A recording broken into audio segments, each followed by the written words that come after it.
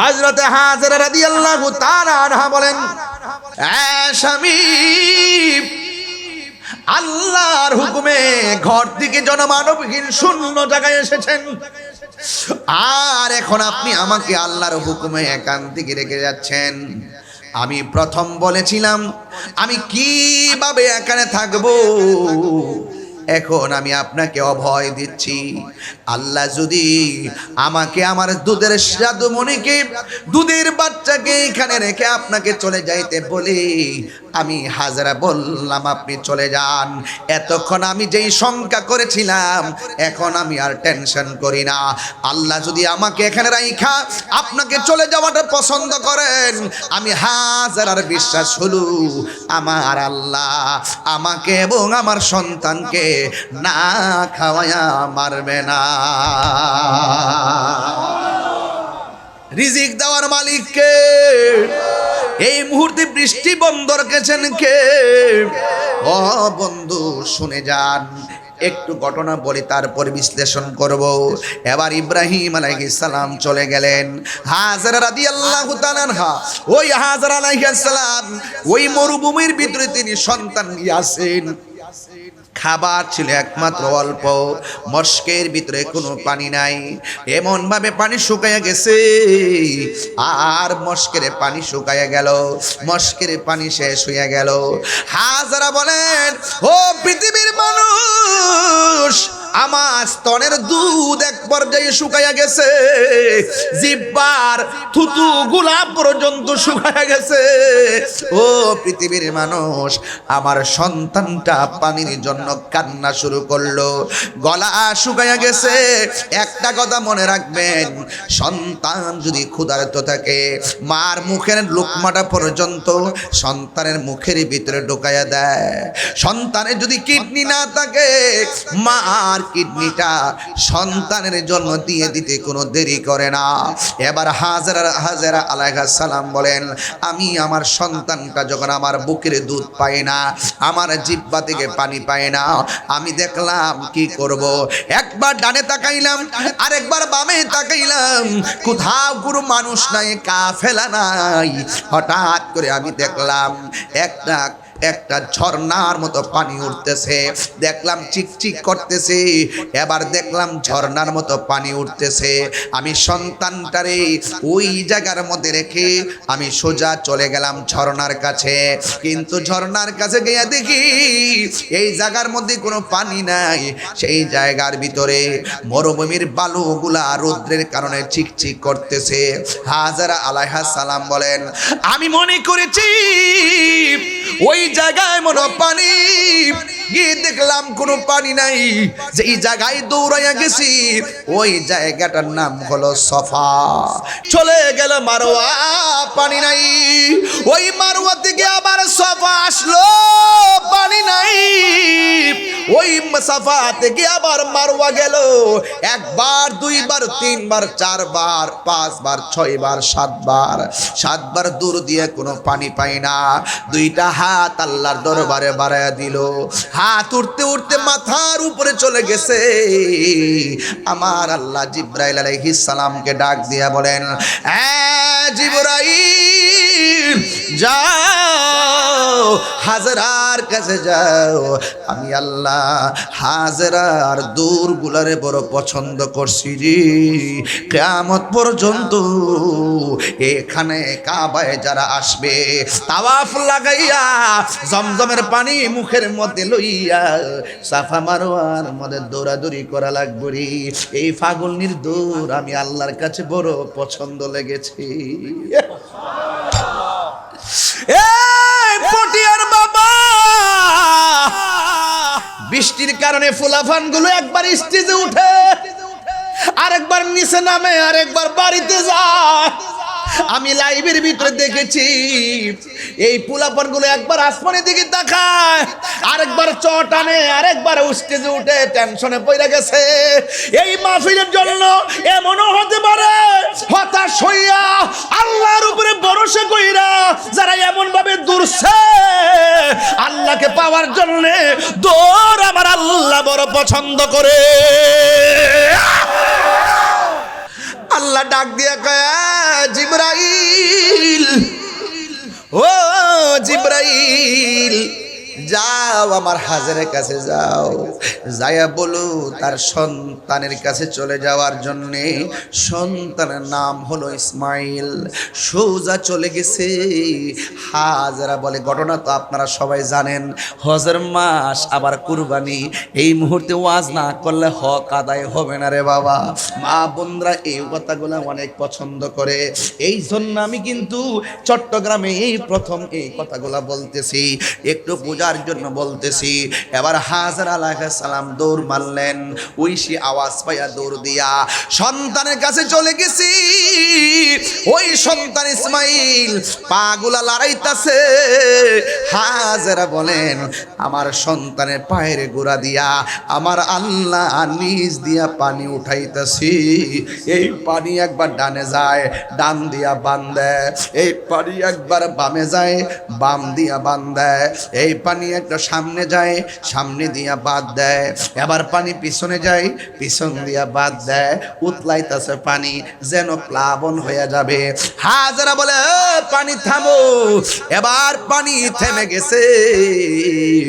ওই মুহূর্তে আমার আল্লাহ রাব্বুল আলামিনের কথা হলো, ও বন্ধুরে, ওই দিন যদি হাজেরা পানিকে থাম না বলতো, সারা পৃথিবী আমার আল্লাহ জমজমের পানি দিয়া বাসায়া দিত।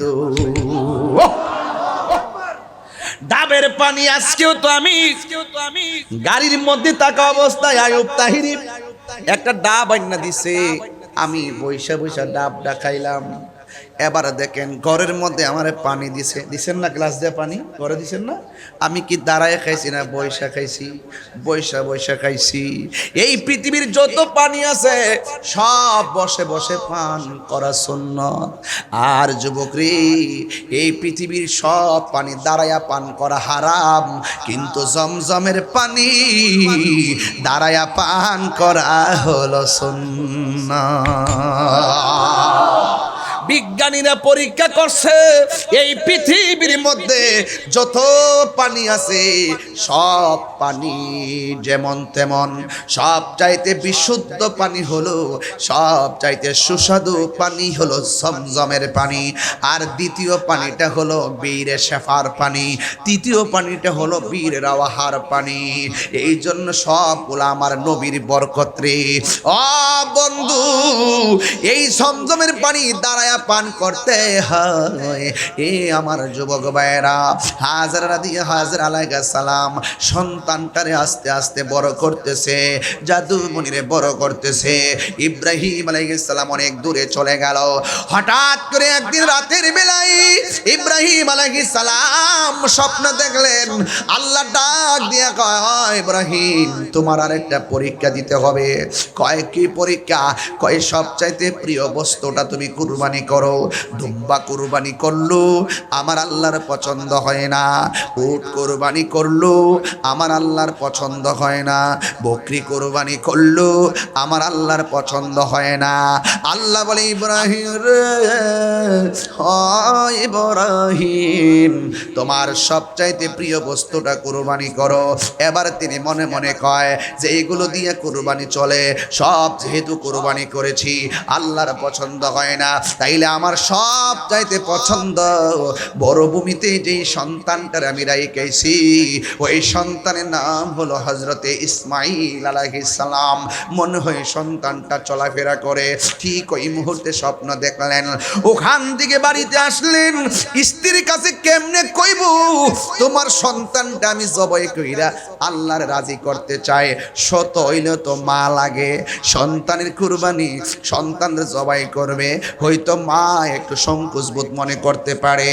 এই জন্য সন্তানের কথা স্ত্রীর কাছে না বইলা সন্তানটারে ডাক দিয়া কয়, কোন সময় জানেননি? কয় ফালাম্মা বালাগা মাআহুস সাইয়া, যখন ইব্রাহিম আলাইহিস সালামের সন্তান ইসমাঈল আলাইহিস সালাম চলাফেরা করার বয়স হয়েছে, চলাফেরার বয়সে উপনীতি হয়েছে। আয়েশা ডাক দিয়া কয়, ইয়া বুনাইয়া, হে আমার পুলা, ইন্নি আরা, অবশ্যই আমি দেখেছি, ফিল মানামে, ঘুমের ঘরে, স্বপ্নের ঘরে, আন্নি, অবশ্যই আমি, আসবাহুকা, তোমাকে জবাই করেছি, ফাংজুরু মাজা তারা, এই ব্যাপারে তোমার মতামত কি?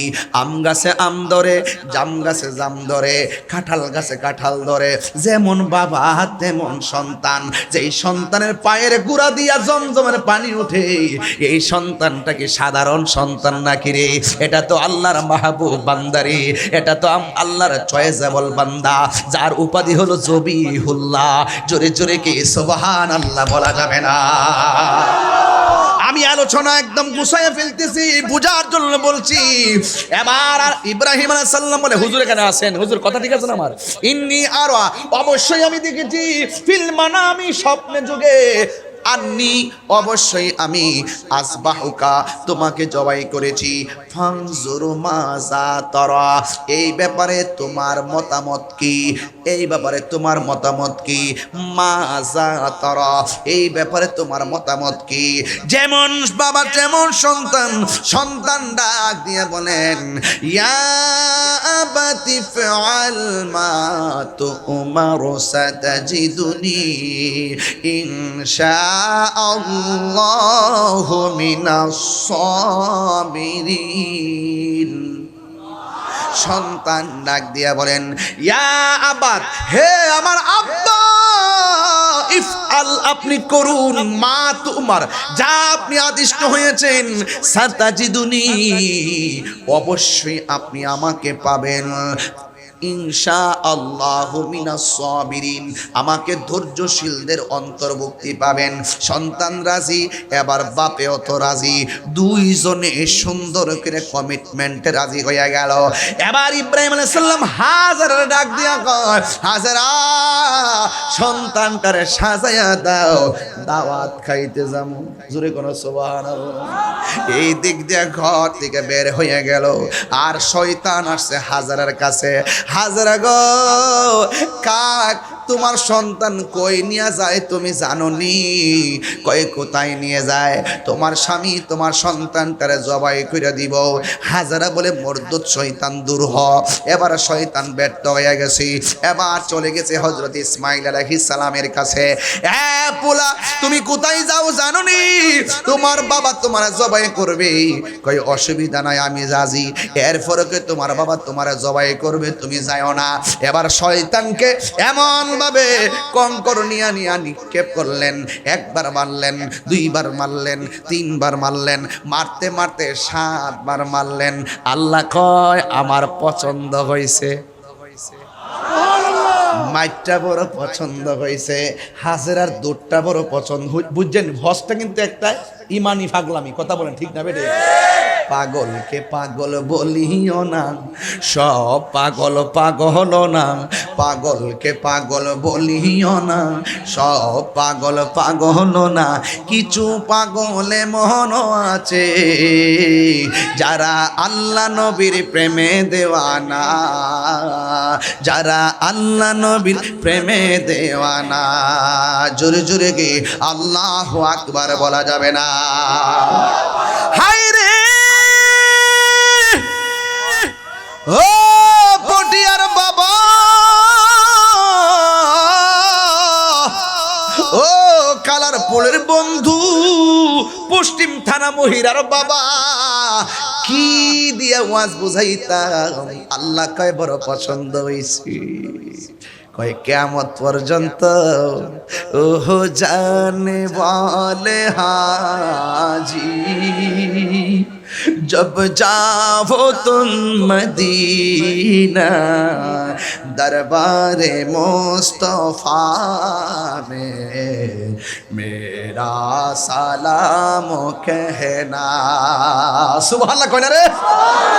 वो जाने वाले हाजी, जब जाओ तुम मदीना, जब जाओ तुम मदीना, दरबार मुस्तफा में মেরা সালাম কেনা।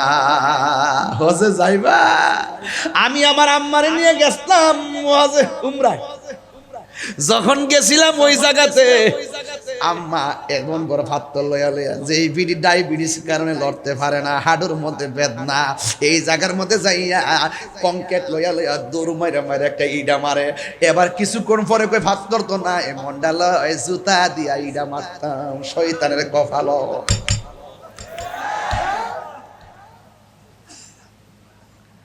আমার বাড়ি নবী অনেক দূরে। কথা কি ঠিক আছে নি? আরে আমার বাড়ি দূরে হতে পারে, নবীর জন্য আমার বাড়িটা দূরে না। আমার বাড়ি নবী অনেক দূরে, রেখেছো তুমি মুরে পাগল করে। আমার বাড়ি নবী অনেক, আহা রেখেছো তুমি মুরে পাগল করে। হৃদয় দিয়ে ডাকি অকাতরে, জানি না কবে করব কদম বুঝি। ও মায়ার নবী গো, ও প্রিয় নবী গো, বলো ও মায়ার নবী গো, ও প্রিয় নবী গো। জোরে জোরে কি আল্লাহু আকবার বলা যাবে না? আমার আশিকি ভাই কি করে জানেননি? কইতাম নি, আমি কবে যাব রোজার কিনারে। ওই দিন আমি ফোন দিছিলাম, কইছি ভাই এবার কোন গজলটা লিখবেন, তাকদা লিখকে আনেন, শূন্য মনটা জ্বালাটা নিবাইতাম। আমি কবে যাব রোজার কিনারে। যাইতে চান কারা কারা হাত তুলে না গেলে হাত লড়াই কন। আমি কবে যাব রোজার কিনারে, রোজার পাশে গিয়ে আমি,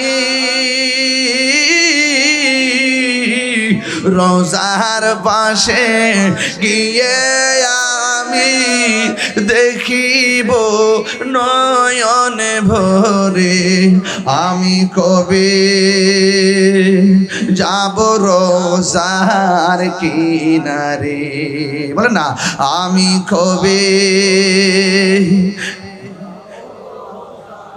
কিনারে। আমার আশিকে ভাই নীরবে কয়, রাত্রি যখন শুইতে যাই নবীকে খোঁজে বেড়াই।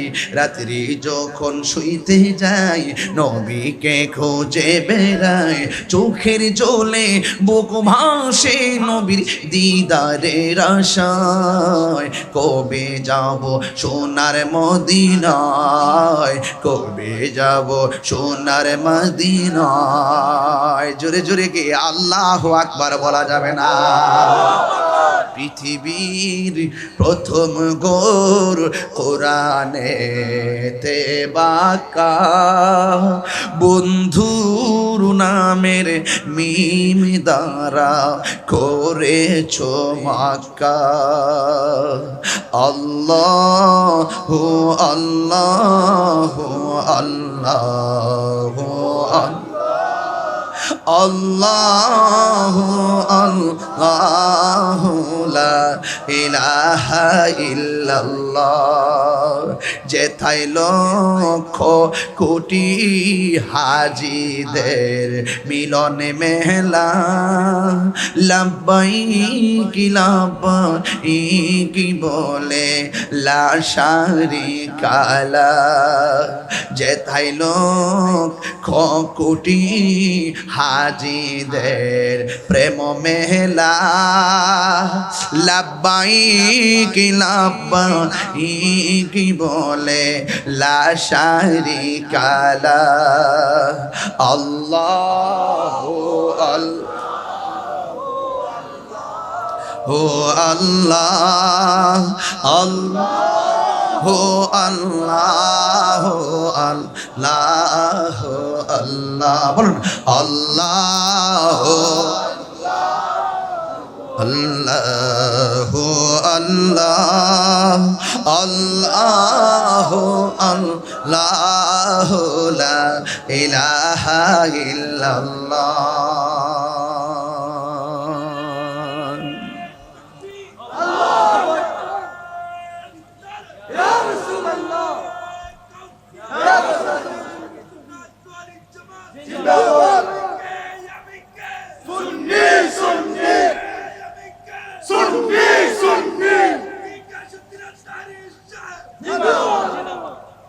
এই পাগলা এদিকে বিনা পুঁজিতে ব্যবসা লয়ে যা পাগলা, মাল দল লাগতো না, লয়ে যা পাগলা। এখন তো কেন তাড়াতাড়ি তাড়াতাড়ি আইতেছে দেখো, আবার আসি দে বেটা পাগলা। মারহাবা জোরে কোন কি লেগে? আচ্ছা, আপনারা কি আমার প্রতি কি রাগ করতেছেন নাকি? আবার আমার কথাগুলো প্রাসঙ্গিক কিনা, মানে মিলছে কিনা, দরকার আছে কিনা কোন কেন? আমরাও প্রয়োজন আল্লাহকে রাজি করার জন্য জিহাদের ময়দানে গলা থেকে রক্ত জড়াইতে রাজি আছি না নাই? নরম ভাষায় গজল গলা গাইলাম, আর এই গজলটা যদি আমার অত্যন্ত পরম প্রিয় শ্রদ্ধেয় আল্লামা আবুল কাসিম নুরি হুজুর গাইতো, সব বলিব ভুলিনি,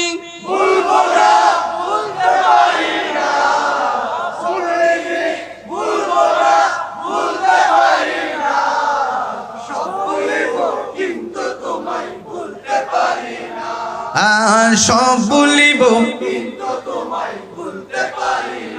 আর সে মোয়াল্লার চেয়ে দামি তুমি হও, খোদার সৃষ্টিতে তুমি শ্রেষ্ঠ ভূমি হও। আর সে মোয়াল্লার চেয়ে দামি তুমি হও, খোদার সৃষ্টিতে তুমি শ্রেষ্ঠ ভূমি হও। আরে নবীর ছোঁয়া লেগে তুমি সোনার মদিনা, নবীর ছোঁয়া না, সব বলিব ভুলতে পারি না, সব ভুলিব জান্নাতের বাগান তোমায় নবী বলেছেন, খাকে শেফার অধিকারী তোমায় করেছে। জান্নাত খাকে শেফার অধিকারী তোমায় করেছে, জান্নাতের বাগান তোমায় নবী বলেছে, খাকে শেফার অধিকারী তোমায় করেছে।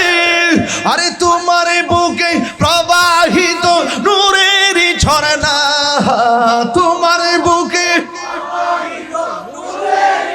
না, সব ভুলিব কিন্তু তোমায় ভুলতে পারি না, সব ভুলিব কিন্তু তোমায় ভুলতে পারি না। আহা ভুলিনি, ভুলবো না, ভুলতে পারি না, আহা ভুলিনি, ভুলবো না, ভুলতে পারি না। সব ভুলিব কিন্তু তোমায় ভুলতে পারি না, সব ভুলিব কিন্তু তোমায় ভুলতে পারি না। যখন মারহাবা কেন গেলে শান্তি লাগেনি? আর শান্তি লাগেনি? 7 বার কঙ্কর মারা লাগেনি? কথা কয় না। 7 বার কঙ্কর মারা লাগেনি? সাফা মারোয়া দৌড় দেওয়া লাগেনি? আয় হায়, সাধারণ কথা না কিন্তু, হিসাব নিকাশ মিলিয়ে দিয়েন তাইলে বুঝবেন। এখানে কাবা প্রথম কেডা বানাইছে জানেন? খানে কাবা শরীফ প্রথম বানাইছে ফেরেশতারা। এরপরে বানাইছে কারা? হযরতে আদম আলাইহিস সালাম। জোরে কন্যা সুবহানাল্লাহ। অত সহজ জিনিসটা, তবে একদিন যদি সুযোগ পায় কাবার ইতিহাস কমু, মানে মজা পাইবেন, মজা পাবেন, মজা পাবেন।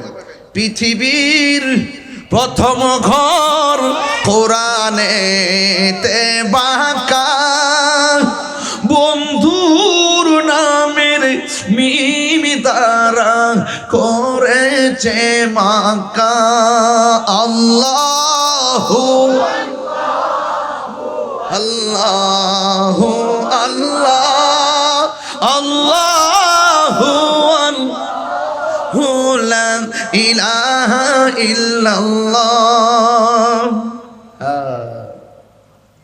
লক্ষ লক্ষ হাজি এখনো মদিনা মক্কা আছে না নাই? আল্লাহ যেন ওই হাজিদের সঙ্গে আমাদেরকে কবুল করে। আরো বড় করে বলে না আমিন। সন্তান কয়বার পাথর মারছে, আমার মা কয় মুন্ডা চাই হের কপালটা, শয়তানের কপালটা জুতা দিয়া দিতাম রে ভূত। আমি কেউ মাইটা ভাত্তর তো বিধান, ভাত্তরটাই মারো, দৌড় দিয়া দিয়া দিয়া মারে। চোখটা বন্ধ কইরা শয়তানের কপালটার ভিতরে।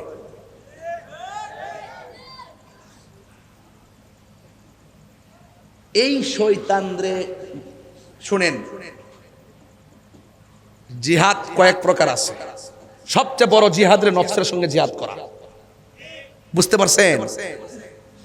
এবার ইসমাইল আলাইহিস সালামকে ওই মিনার প্রান্তরে ওখানে যাওয়ার পরে দম দন লাগেনি হুজুর, মিনায় যায় দম দন লাগেনি, এটা এমনি আইছে না, এইটা তাদেরই খেলা। যদি কোন সুবহানাল্লাহ, গভীর মনোযোগ। হাই রে ওই মিনা প্রান্তরে সন্তানকে নিয়ে তিনি চলে গেলেন। ওই মুহূর্তে যাওয়ার পর এবার সন্তানকে তার বাবা ডাক দিয়ে কয়, ইব্রাহিম আলাইহিস সালাম ইসমাইল আলাইহিস সালামকে ডাক দিয়ে কয়, ও বাবা আমি এখানে এসেছি, এখানে তোমার জবাই করতে চাই, তুমি কি বলো? এবার সন্তান ডাক দিয়ে কই, বাবা ও বাবা আপনার একমাত্র সন্তান আমি, কেমনে চোখের দিকে তাকায়া আমাকে জবাই করবেন, কেমনে চোখের দিকে তাকাইয়া আমার গলার মধ্যে ছুরি চালাইবেন? চিৎকার মেরে কন্যা আল্লাহু আকবার। একদম নীরব হয়ে যান। এই কথাগুলো মহব্বতের সাথে শুনবেন, এটা সাধারণ না। ওই মুহূর্তে আকাশ কাঁপছিল, স্তব্ধ হয়ে গেছিল। বাবা আল্লাহকে রাজি করার জন্য সন্তানের গলায় ছুরি চালাবে, এটা সাধারণ কোনো খবর না রে।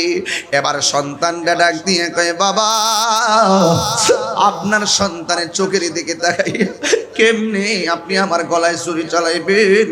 আপনার ছুরিটা তো কাঁপবে গো আব্বা, এই জন্য আপনি আমাকে জবাই করার আগে ও যুবক ইন দি মিন টাইমে ওই মুহূর্তে আমার নবী, ওই মুহূর্তে ইব্রাহিম আলাইহিস সালাম ডাক দিয়ে বলেন, বাবা কি করব?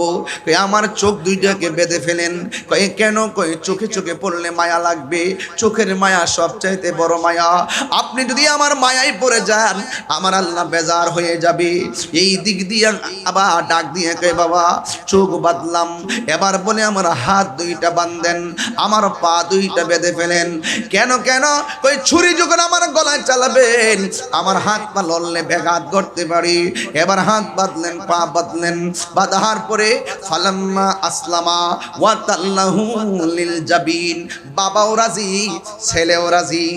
এবার ওয়া তাল্লাহু লিল জাবিন, সন্তানটারে কাইত করে শোয়াইলো, শোয়াইয়া ছুরিটারে ধার দিয়া ইন দি মিন টাইমে যখন গলার মধ্যে ছুরিটা চালাইব ওই মুহূর্তে সন্তানটা বাবারে ডাক দিয়ে কয়, ও বাবা শুইবার আগে বলছি আমার চোখের মধ্যে বাঁধন দেন, আমার হাতের মধ্যে বাঁধন দেন, আমার পায়ের মধ্যে বাঁধন দেন, যেন আমি লড়তে না পারি। কিন্তু আমার গলায় ছুরি চালাইবার আগে আপনার কাছে আমার শেষ দুইটা কথা আছে, জবান খুলে কোন কয়টা? দুইটা কথা আছে। কয়ে এক নম্বর, আপনি আমার যখন জবাই করবেন আমার গায়ের মধ্যে যেই রক্ত মাখা জামাটা আছে এই জামাটা রক্ত মাখা নিয়ে আমার মার সামনে নিয়ে তুলে ধরবেন, বলবেন বনের শ্রীগালে টাইন্না সিরাবিরা খাইয়া নিয়ে গেছে, অথবা এই জায়গাটা আপনি এই মা হয়তো রক্ত মাখা জামাটা দেখা মনের ভিতরে শান্তি পাইতে পারে, আমারে যদিও না পায় এই জামাটা দেখা তাইলে মনের দুঃখ জ্বালা নিবাইতে পারবো। এই কথা বইলা নিবেদন করলেন। একটা কথা মনে রাখবেন, এই পৃথিবীতে মা ওই মা ছাড়া কেউ সন্তানের দরদ বোঝে না রে। এই পৃথিবীর মা এমন মা যেই মা বিনে সন্তানের দরদ আর কেউ বোঝে বোঝে না। ও বন্ধুগণ, ইতিমিন টাইমে বলে দিয়ে যায়, আমি তাহিরি শুধুমাত্র বলে দিয়ে যায়, মা বাবার মনে কখনো কষ্ট দিও না, মা বাবার মনে কখনো দুঃখ দিও না। মা সন্তানটারে বিদায় দিছে, কিন্তু মনে মনে আল্লাহর কাছে কত কথা জানে কইছিরি, মার মন তো মানে না। এই জন্য আমি অনুরোধ করে বলে দিয়ে যায়, মা হইল গড়ে, বাবা হইল মিনার প্রান্তরে, ছুরিটা দাঁড় করতেছে। এবার সন্তান কয়ে, বাবা গো 2 নম্বর কথা কোনটা জাননি? কয়ে কোনটা রে বাবা?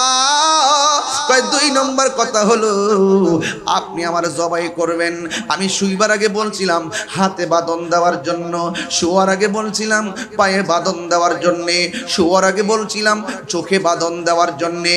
ও বাবা, আমার গলায় এখন ছুরি চালায়েন না, ছুরিটা চালাইবার আগে আমার চোখের বাঁধনটা খুললা ফেলেন, আমার পায়ের বাঁধন খুলে ফেলেন, আমার হাতের বাঁধন খুলে ফেলেন।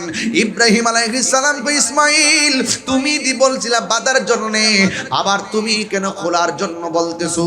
এবার ইব্রাহিম আলাইহিস সালামকে তার সন্তান ইসমাইল আলাইহিস সালাম ডাক দিয়ে কয়, ও বাবা, আল্লাহকে সন্তুষ্টি করার জন্য আপনিও রাজি আমিও রাজি।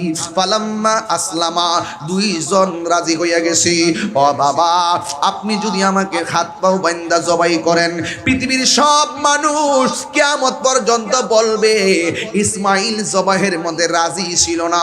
ইব্রাহিম আলাইহিস সালাম সন্তানকে জোর কইরা বান্দা জবাই করছে। ও বাবা, আমার বাঁধন খুইলা দেন। ডাক দিয়া কে, আব্বা রে, তোমার গলায় ছুরি চালাইলে তুমি কি নড়াচড়া করবা না? এবার সন্তান কয়, সাতাজিদুনি ইনশাআল্লাহু মিনাস সাবিরিন।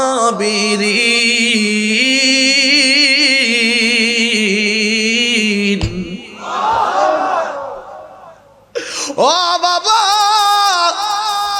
আপনি আমাকে ধৈর্যশীলদের অন্তর্ভুক্ত পাবেন। ফালাম্মা আসলামা ফাতাল্লাহু লিল জাবিন। ফালাম্মা আসলামা ওয়াতাল্লাহু লিল জাবিন।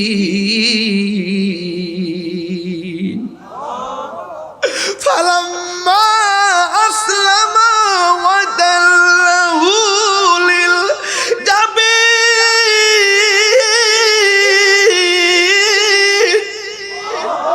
আসমান কাঁপতেছে।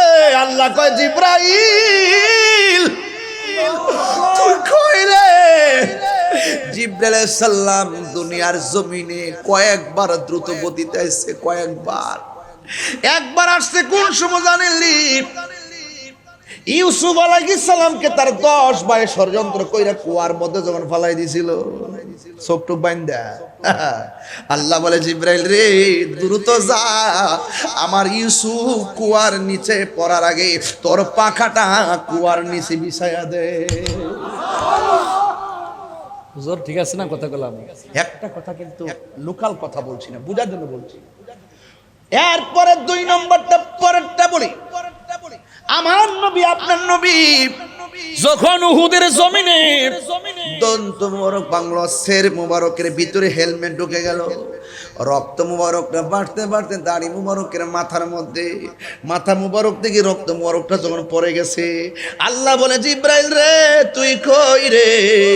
আমার বন্ধু রক্ত মুবারকটা সরে গেছে, মাটিতে পড়ার আগে তোর হাতের মধ্যে নে, কারণ এই ফোঁটা যদি জমিনে পড়ে কিয়ামত পর্যন্ত এই জমিনে কোনো গাছপালা হবে না। আল্লাহু আকবার কোন কেন? এবার বুঝুন কত দ্রুত গতিতে আসছে।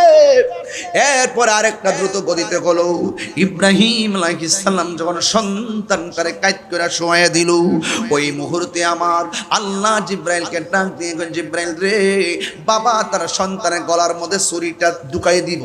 এবার যখন ছুরিটা লাগাইলো, লাগানোর আগেই আল্লাহ ডাক দিয়ে কয়, জিব্রাইল বেহেশতের মধ্যে যাই রে, যাই একটা দুম্বালো, যা যা ইব্রাহিম নবীর কাছে চলে যা। আর এই দিক দিয়ে ইব্রাহিম আলাইহিস সালাম সন্তানের গলার মধ্যে দেখ কাম হয় না, লাগে হয় না। এ সুরি পাথরের মধ্যে টাচ করলে পাথর দুই ভাগ হয়ে যায়। তুই ইসমাইলের গলার মধ্যে লাগস না কেন? আপনি আমারে কইতাছেন লাগবার লাগাই একবার, আর উপর থেকে আমারে কয় খবরদার বন্ধুর গলায় লাগা যাবে না। তিনবার করে আল্লাহু আকবার।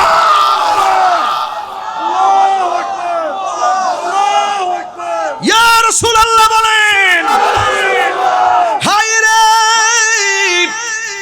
ওই ইব্রাহিম আলাইহিস সালাম উপর থেকে নামতেছে, আল্লাহু আকবার, আল্লাহু আকবার, সুবহানাল্লাহ কোন কি লাগে? ইব্রাহিম আলাইহিস সালাম শূন্য কয় লা ইলাহা ইল্লাল্লাহু আল্লাহু আকবার। জিব্রাইল আলাইহিস সালাম দুম্বলে আইতেছে, আল্লাহু আকবার, আল্লাহু আকবার, আল্লাহু আকবার।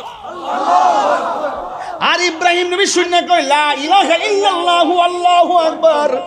আর সন্তানটা সুরির নিচে পড়ে কয় আল্লাহু আকবার, আল্লাহু আকবার, ওয়ালিল্লাহিল হামদ। এই যে তিনটা মুখে তিনটা কালাম, এটাই হলো কোরবানির আগে রে। আমরা 3 দিন এই যে তার আইয়ামে তাশরিক আমরা এই তাসবিহগুলো পড়তে হয়। ঈদগার ময়দানে পড়া লাগে, যাওয়ার সময় পড়তে হয়। প্রতি ফরজ নামাজের পর পুরুষে জোরে জোরে পড়বে, মহিলারা আস্তে আস্তে পড়বে রে বাবা। সুবহানাল্লাহ করে রে। এই আওয়াজে মানি না, জোরে কর না মারহাবা। এই আওয়াজে মানি না, জোরে কোন আল্লাহু আকবার। ইব্রাহিম নবীর কাছে যখন দুম্বলে আইতেছি, এই ফাঁক দিয়ে আমার আল্লাহ ডাক দিয়ে কয় ওয়ানাদাইনাহু আইয়া ইব্রাহিম ক্বাদ সাদাকতার রুয়া ইন্না কাযালিকা নাজজিল মুহসিনিন। আরো জোরে জোরে কোন আল্লাহু আকবার। আল্লাহ ডাক দিয়ে ওয়ানাদাইনাহু আইয়া ইব্রাহিম, ও ইব্রাহিম কদ সাদাকতার রুয়া, তুমি যা স্বপ্নে দেখছো আমি আল্লাহ কবুল করে ফেলেছি। ইন্না কাযালিকা নাজজিল মুহসিনিন, এইভাবে আমি আল্লাহ আমার মুহসিন বান্দাদেরকে, প্রেমিক বান্দাদেরকে প্রতিদান দিয়ে থাকি। ও ইব্রাহিম, এই দুম্বাটা জবাই করো। জিব্রাইল আলাইহিস সালাম কয় হে ইব্রাহিম আলাইহিস সালাম আল্লাহ কবুল করেছেন, এখন আপনি এটাকে জবাই করেন। এবার দুম্বাটা জবাই করলেন, উপর দিকে আওয়াজ এসে গেল, এ ইব্রাহিম আমার হাজারা না তুমি কই আইছো, দাওয়াত খাইতে যাইতেছো। এখন দাওয়াত খাইতে যাইয়া বাড়িতে যাওয়ার পরে আমার হাজারা যদি বলে তোমরা বাপ ছেলে খাই আইছো, আমার জন্য কি রাখছো, কি জবাব দিবা আমার হাজারার কাছে? এই দুম্বাটা জবাই করবা, গোশতটারে 3 ভাগ করবা, 1 ভাগ নিজে খাইবা, আর 1 ভাগ আত্মীয় স্বজন দিবা, আর 1 ভাগ গরিবের মধ্যে বিতরণ কইরা দিবা। চিৎকার মাইরা কি আল্লাহু আকবার বলা যাবে না? খবরদার, খবরদার, সাবধান, সামনে কুরবানি। আল্লাহ হদার দোহাই দিয়ে কই, মানুষকে দেখাইবার জন্য পশু কিনবেন না।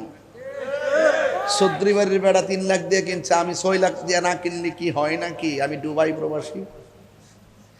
এই মুন্সিবাড়ির বেড়া 6 লাখ দিয়ে কিনছে, আমি 8 লাখ না দিয়ে কিনলে কি হয় নাকি? আমি লন্ডন প্রবাসী। এইরকম প্রতিযোগিতা করা যাবে না। প্রতিযোগিতা হবে একজনের কাছে। বলা হয়েছে গরুটা পশুটা সুন্দর দিকটা কিনো, ভালো করে কিনবেন, প্রয়োজনে 10 লাখ দিয়ে কিনেন, কোনো আপত্তি নাই, কিন্তু মানুষকে দেখাইবার জন্য নয়। পশুটা ক্রয় করবেন একমাত্র আল্লাহর সন্তুষ্টির জন্য। ঘরের দরজার মধ্যে ভিক্ষুক আসে, এইভাবে হাত পাতে দমক মারেন, হাড্ডিগুলা দেন, আর বাকিগুলা সব ফ্রিজের ভিতরে হান্দাই দেন।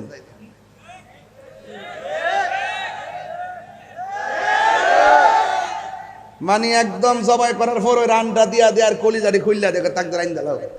11টার সময় খাইয়া রাস্তা দিয়ে হাঁটে আর খিলাল করে, কতটা খাইছস? না আমি খাইয়া বইলা লাইছি।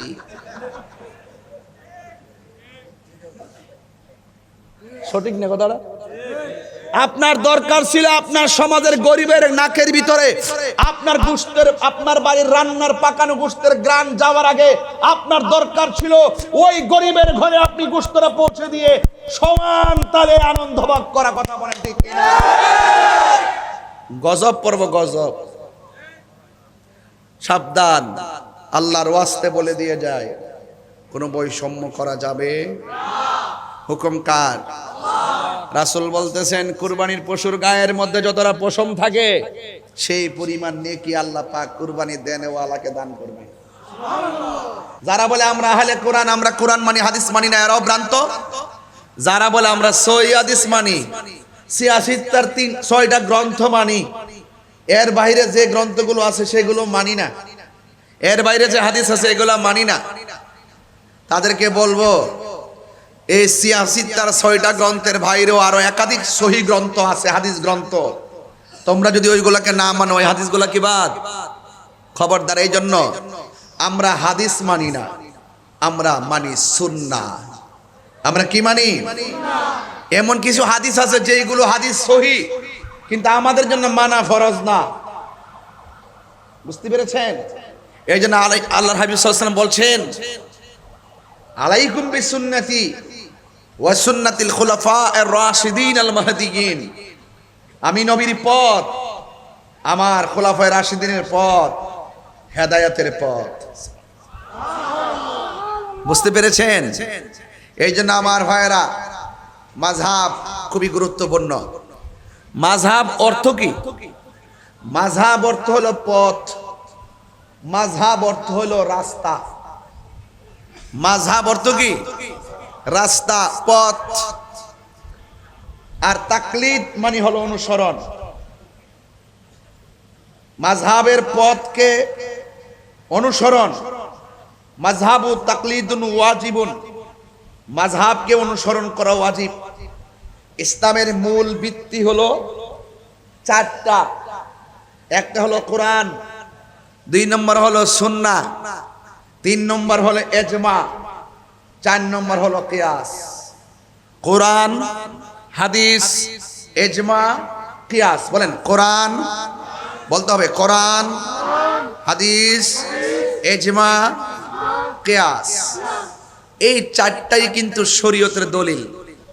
কোন ব্যাপারে যদি কোরআনুল কারীমের মধ্যে সুস্পষ্ট ব্যাখ্যা, বিশ্লেষণ, নস এর ভিত্তিতে যদি সমাধান পাওয়া না যায়, কোরআনের সমস্ত আয়াতের তাফসীর হলো আমার নবীর নূরানি জবান মুবারকের হাদিস মুবারক।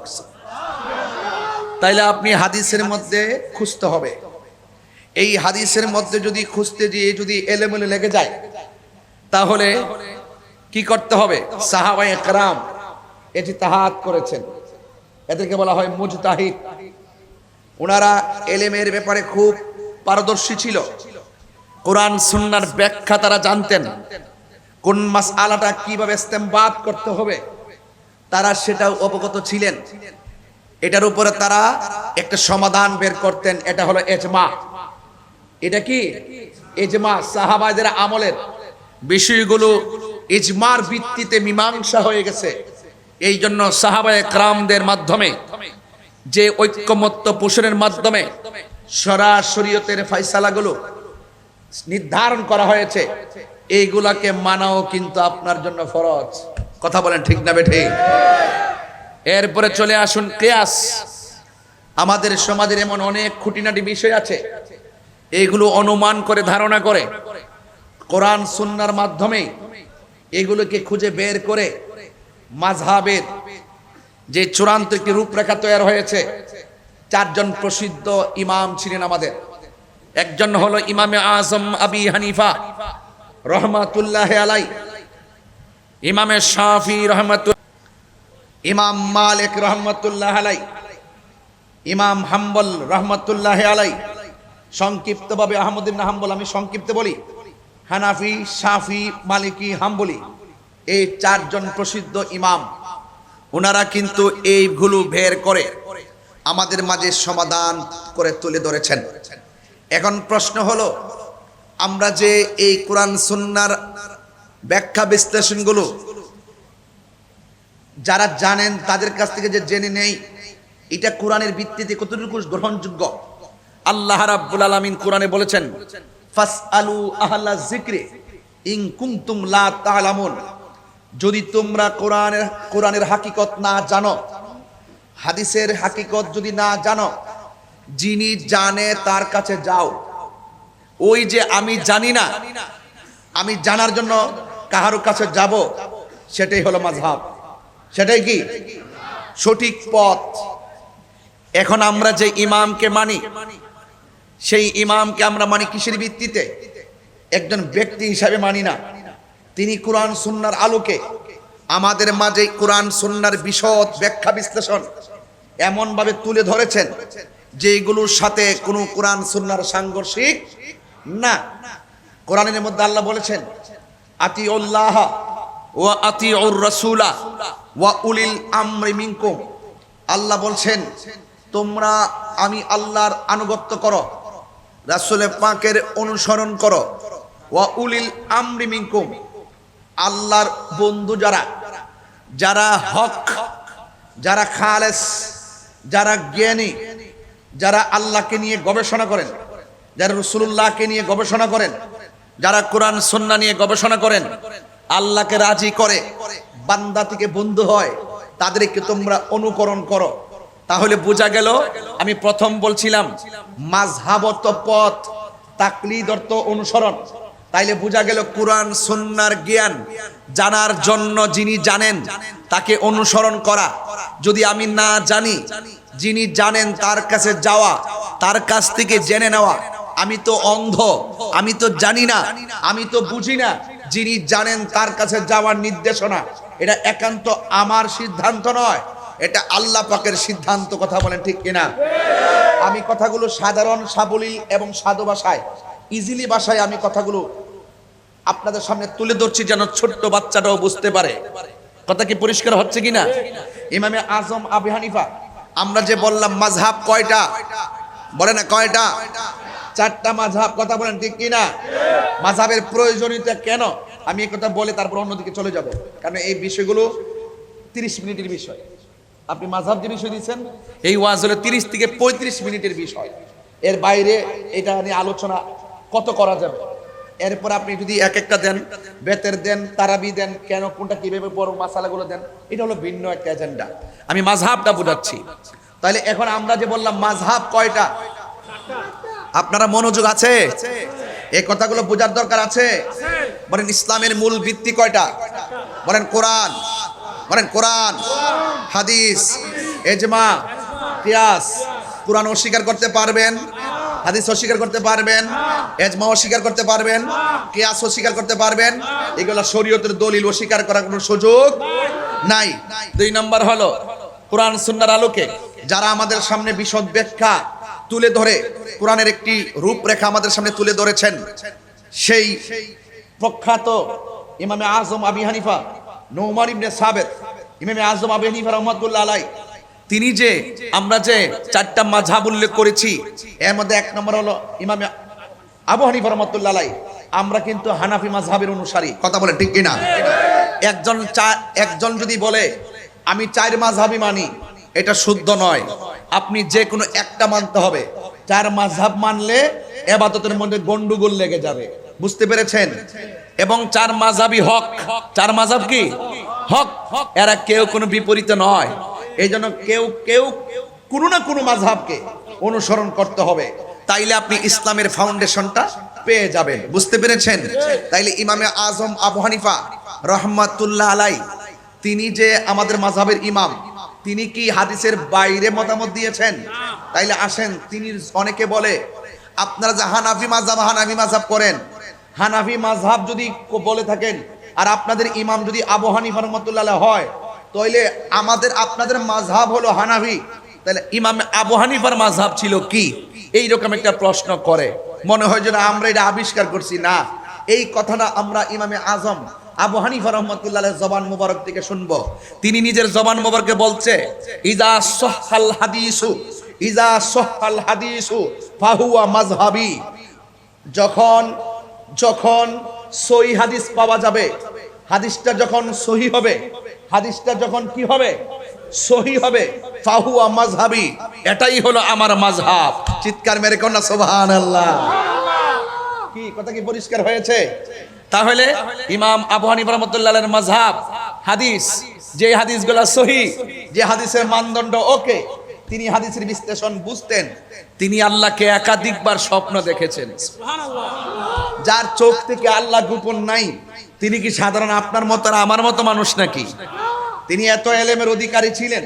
বলছে ইজা সহাল হাদিসু ফাহুয়া মাযহাবি, যে যখন হাদিসটা সহি হবে এটাই হলো আমার মাযহাব।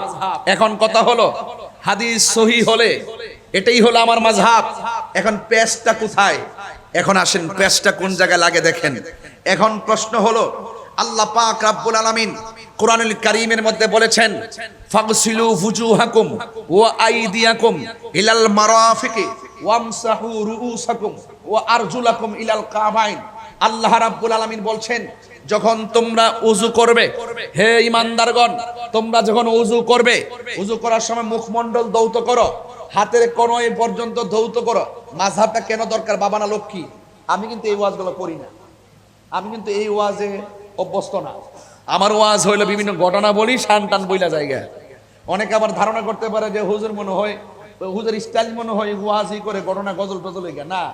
আমরা তো আর বাবা এরই ক্ষেত্রে কেউ উঠতেছি না। যদি কিছু না থাকতো ডাব্লিউ মার্কা মৌলবীরা কোন দিন তাহিরির উড়াই দিল। এই যে আমি যে কথাগুলো বলতেছি, কথাগুলো কি বুঝে আসতেছি কিনা? এগুলা কিন্তু আমি বাড়ি থেকে পড়েছি এমন না, স্টুডেন্ট লাইফের গবেষণা থেকে বলছি, সাবধানতার সাথেই বলছি। একটা কথাও কিন্তু আপনি ফেলে দিতে পারবেন না। আল্লাহ বলছেন, ইয়া আইয়ুহাল্লাযীনা আমানু ইযা কুমতুম ইলাস সালাহ ফাগসিলু ওজুহাকুম ওয়া আইদিয়াকুম ইলাল মারাফিকি ওয়ামসাহু বিরুউসিকুম ইলাল ওয়া আরজুলাকুম ইলাল কাবাইন। এই যে দেখেন, একের পর এক আল্লাহ বলছেন, তোমরা যখন নামাজে দাঁড়াবে তোমরা মুখমণ্ডল কি করো? কথা কোন মুখমণ্ডল কি করো? মাযহাবটা কেন প্রয়োজন শুনলেন কিন্তু। তোমরা কি করো? মুখমণ্ডল এবং হাতের কনুই পর্যন্ত। এখন মাথার 4 ভাগের 1 ভাগ, এবং এখানে বলতেছেন এবং তোমরা পায়ের গিরালি পর্যন্ত মাসে করো। এখন প্যাচ লাগছে কিন্তু। বুখারী শরীফের মধ্যে রাসূল পাক সাল্লাল্লাহু আলাইহি ওয়াসাল্লাম এক জায়গায় প্রথম খণ্ডে এক জায়গায় বলছে তোমরা পায়ের গিরালি পর্যন্ত মাসে করো। আবার এই বুখারী শরীফের মধ্যেই আরেক জায়গায় আল্লাহ রাসূল বলছেন তোমরা পায়ের গিরালি পর্যন্ত দৌত করো। হ্যাঁ, পা দৌত করার হাদিসটাও সহি, পা মাসে করার হাদিসটাও সহি। এখন আপনি যাবেন কোথায়? কোনটা আমল করবেন? যখনই কোনো এই যে সহি হাদিস নিয়ে যখন মানদণ্ডের সহি হাদিস নিয়ে যখন 2টা পাওয়া গেছে, এখন আপনি কোনটা আমল করবেন? তখন ইমামদের মধ্যে ইখতিলাফ শুরু হয়েছে। এই ইখতিলাফ করতে গিয়ে ও প্রত্যেক ইমামগণ যার তার রায় দিয়েছেন। রায় দেওয়ার ভিতরে পা দৌত করাটাই সাব্যস্ত হয়েছে দলিলের ভিত্তিতে, এবং এমন ভাবে 4টি মাযহাব উদ্ঘাটন হয়েছে। প্রত্যেকে যার যার দলিল দিয়েছেন। আপনি যার যে মাযহাবটা অনুসরণ করেন আপনি সেটাকে অনুসরণ করে যাবেন। এই জন্য বলা হয়েছে মাযহাবু তাকলিদুন ওয়াজিবুন, মাযহাব অনুসরণ করা হলো ওয়াজিব। চিৎকার মেরে বলেন সুবহানাল্লাহ। কথা কি পরিষ্কার আছে নাকি কোনো ধরনের পেশ লাগতেছে? তা বোঝা গেল হাদিস সহি হলেই গ্রহণ করা যাবে না। কিছু কিছু হাদিস আছে সহি। আল্লাহর হাবিব সাল্লাল্লাহু আলাইহি ওয়াসাল্লাম একাধিক বিয়ে করেছেন। কয়টা বিয়ে করেছেন? কথা বলেন। 11টা। তা আল্লাহর রাসূল সাল্লাল্লাহু আলাইহি ওয়াসাল্লাম 11টা বিয়ে করেছেন। অথচ আল্লাহর কোরআন বলছে কয়টা বিয়ে করার জন্য? আমাদেরকে কয়টা বলছে? মাসনা সুলাসা রুবা। এই যে আল্লাহ পাক বলেছেন 1টা 2টা 3টা 4টা, তোমরা সর্বোচ্চ 4টা বিবাহ করো। কয়টা বিয়ের কথা বলা হয়েছে? 4টা কথা বলা হয়েছে। আবার সহিহ হাদিসের মধ্যে আছে আল্লাহ রাসূল সাল্লাল্লাহু আলাইহি ওয়াসাল্লাম 11টি বিয়ে করেছেন। এখন আপনি কোথায় যাবেন? এখন সহিহ হাদিসে আছে রাসূল সাল্লাল্লাহু আলাইহি ওয়াসাল্লাম 11টি বিয়ে মোবারক করেছেন, তাই বলে আপনি কি 11টা করবেন? হাদিস কিন্তু সহিহ। হাদিস কি সহিহ। এই জন্য বলছি হাদিস মানা ফরজ না, সুন্নাহ মানতে হয়। এই জন্য আমরা আহলে হাদিস না, আমরা আহলে সুন্নাত ওয়াল জামাত। বুঝতে পেরেছেন? আল্লাহু আকবার, ইয়া রাসূলুল্লাহ, ইয়া রাসূলুল্লাহ। আমার ভাইয়েরা, খাইবার বিজয় থেকে ফেরার পথে আল্লাহর হাবিব সাল্লাল্লাহু আলাইহি ওয়াসাল্লাম সাহাবায়ে কেরামদেরকে বললেন, তোমরা ওই জায়গায় পৌঁছার আগে মাগরিবের নামাজ পড়িও না। কিসের নামাজ পড়িও না? মাগরিব অথবা আসর, এই হাদিসটি আছে। আল্লাহ রাসূল সাল্লাল্লাহু আলাইহি ওয়াসাল্লাম বললেন, তোমরা এই আসরের নামাজটুকু পড়িও না, জায়গায় পৌঁছার আগ পর্যন্ত আসরের নামাজ পড়িও না। এখন সাহাবায়ে কেরাম রওনা দিয়েছেন দুই গ্রুপ।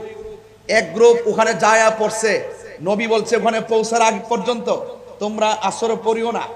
আর এই দিকটা সাহাবায়ে কেরাম আরেক গ্রুপ বলতেছে রসুল পড়িও না বলছে, নামাজের সময় তো চলে যাচ্ছে, ওখানে গিয়ে পৌঁছতে পৌঁছতে তো নামাজের সময় চলে যাবে, এখন টাইম মতো নামাজ পড়তে হবে। এখন সাহাবায়ে কেরাম অর্ধেক রাস্তায় নামাজ পড়ে ফেলছে। এখন আপনি কোন দিকে যাবেন? এক সাহাবী দল অর্ধেক রাস্তায় নামাজ পড়ে ফেলছে, আর এক সাহাবায়ে কেরাম ওখানে গিয়ে পৌঁছার পরে নামাজ কাজা পড়েছে। এখন আপনি কি করবেন? সেই জন্য আপনাকে কোনটা আমল করবেন? তাইলে বোঝা গেল সাহাবায়ে কেরাম রাসূল সাল্লাল্লাহু আলাইহি ওয়াসাল্লামের কথাটাকে তাবিলের মাধ্যমে, তাশরিহের মাধ্যমে, দালাইলের মাধ্যমে অ্যাকসেপ্ট করে তারা তাদের মতো করে তাদের যে নামাজ সংক্রান্ত যে মতামত এটা প্রদান করেছে। যেহেতু রাসূলুল্লাহকে অনুসরণ করা আমাদের জন্য কর্তব্য, এই জন্য আপনি তাইলে বোঝা গেল সাহাবায়ে কেরামদের মধ্যে কোনো সময় রাসূল সাল্লাল্লাহু আলাইহি ওয়াসাল্লামের হাদিস বুঝার ক্ষেত্রে অনেক সময় দুই ভাগ হয়ে যেত। বুঝতে পেরেছেন? তাই বলে কোন সাহাবীকে মন্দ বলার সুযোগ নাই। কারণ কেন সুযোগ নাই? কারণ এই জন্য সুযোগ নাই কারণ সাহাবায়ে কেরাম হলো আকাশের নক্ষত্র তুল্য। চিৎকার মেরে বলেন সুবহানাল্লাহ। বুঝতে পেরেছেন কিনা আমার কথা? এই জন্য অনুরোধ করে বলবো, আজকে যারা রমজান মাস আসলে দেখবেন এক শ্রেণীর মানুষ আপনার এলাকায় প্রবেশ করবে, এলাকায় প্রবেশ করে দেখবেন কিভাবে ফতোয়া দেওয়া শুরু করবে। কয় তারাবির নামাজ 8 রাকাত। আপনার এলাকায় মনে এই গ্রুপটা নাই? হ্যাঁ, আছে কি না? আছে কি না? তাদেরকে কারা কারা চিনেন একটু হাত তুলে না দেখি না। চিনেননি তাদেরকে? দুই হাত সোজা করেন। এমন 8 রাকাত পড়েন না লোক আছে না নাই? আরো জোরে বলেন আছে না নাই? আছে। এরা দেখবেন রমজান মাসে বের হবে। এখন কিন্তু আর তাদেরকে খুঁজে পাওয়া যাবে না। এখন তাদেরকে খুঁজে পাওয়া যাবে না। এখন আপনারা একটু বলুন তো, পটিয়ার মানুষ, তারাবির নামাজ কি 8 না 20?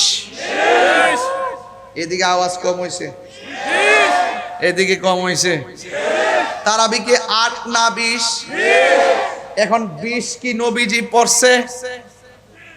কথা কনা। আরে নবী 20 রাকাত তো পড়ছে, আবার 36 রাকাত তো পড়ছে। নবীজি অনেকবার পড়ছে।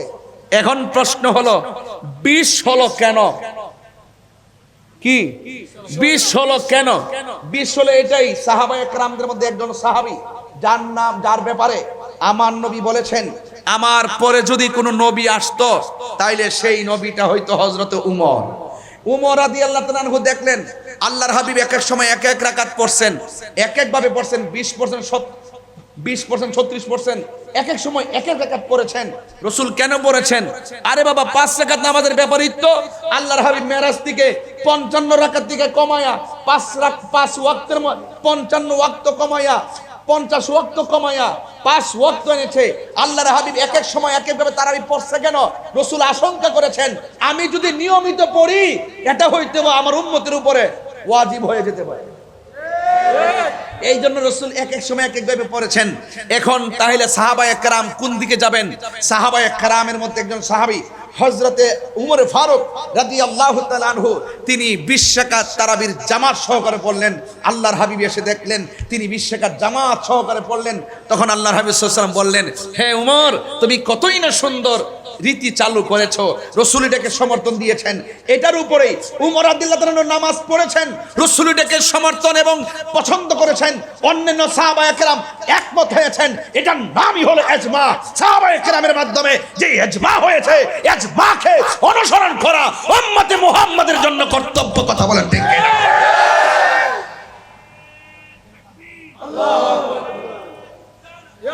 আমার ভাইরা, আমার বাবারা, তাহলে আমরা দায়িত্বহীন ভাবে বুঝতে পারি এমনিতেই মাযহাব আসে নাই। এই মাযহাব ইমামে আযম আবু হানিফা তিনি কি বলছেন? ইজা সাহহাল হাদিসু ফাহুয়া মাযহাবি। যখন হাদিসটা সহিহ হবে এটাই হবে আমার মাযহাব। আবার হাদিস যখন সহি দুইটাই সহি, কোন দিকে যাব এটার সমাধান করার জন্য ইমামগণ ব্যাখ্যা বিশ্লেষণের মাধ্যমে আমাদের উপরে পরিষ্কার একটি নেম প্লেট তুলে দিয়েছেন। যে নেম প্লেটটি হলো হেদায়েতের একটি সোপান। এই জন্য আপনারা মাযহাব থেকে দূরে সরে যাওয়ার কোনো সুযোগ, এই পর্যন্ত আমার ওয়াজ বুঝছেন কি বোঝেন নাই? এই পর্যন্ত বোঝা গিয়েছে কি বোঝা যায় নাই? আমার যুবক ভাইয়েরা, ইয়াউমা কুল্লা ইয়াউমা নাদউ কুল্লা খুরু ইয়াউমা নাদউ কুল্লা উনাসিম বি ইমামিহিম। সুবহানাল্লাহ, জোরে কয় না? সুবহানাল্লাহ। আর জোরে কয় না? সুবহানাল্লাহ। হাশর ময়দানে আল্লাহ পাক রব্বুল আলামিন প্রত্যেকের কাফেলাকে ডাক দিবে যার যার ইমামের নাম ধরে। জোরে কয় না? সুবহানাল্লাহ। তাইলে ইমামের কথা আছে তো? এগুলোর ব্যাখ্যা বিশ্লেষণে হয়তো আমি এখন গেলাম না, তবে এতটুকু বলবো, ফিতনা ফাসাদে আমরা কাহারও কথা কান দিব না। আমাদের আকাবের গুলো যেইভাবে আমাদেরকে, এগুলো কিন্তু আমাদের হুজুররা ঘরে বসে বসে, ক্লাসে বসে বসে মূল থিম দিয়ে দিত, মূল নলেজটা ঢুকাই দিত, যে এই নলেজটা 80 বছর পরও এটা মাথায় থাকবে। এইভাবে মূল কিছু কথা বলে দিতেন। এই জন্য হয়তো আমি আপনাদের সামনে সেই কথাগুলো তুলে ধরছি, আপনাদের স্টুডেন্ট যারা ছাত্র আছেন তাদেরকে বেসিক নলেজটা দেওয়ার জন্য। আপনারা বলুন, মাযহাব মানার দরকার আছে না নাই? আবার যারা বলে আমরা মাযহাব মানি না, হ্যাঁ, এরাই কিন্তু আবার শায়েখ পূজারি। কি পূজারি? শায়েখ পূজারি। আমরা শায়েখে কইছে, আর শায়েখের হাড়ির মধ্যে কুত্তায় মুখ দিছে। আলিফের নামে কুতুব জানে না, খালি আহলে হাদিস নাম লাগাইতে পারলে লা মাযহাবি লাগাই, ওই নামের আগে দিয়া দে শায়েখ, নামের আগে কি দিয়া দে? এই সমস্ত লা মাযহাবি আহলে হাদিসদের শায়েখের যে গুরুত্ব ছিল, এই শায়েখের গুরুত্বের হাড়ি আছে একটা, হাড়ির মধ্যে কুত্তায় মুখ দিছে। এই জন্য এদের মুখের কথাতে কোনো রস নাই, আর কথার মধ্যে কোনো দলিলও নাই, আছে শুধুমাত্র ইসরাইলের দালালি করা। কথা বলেন ঠিক না?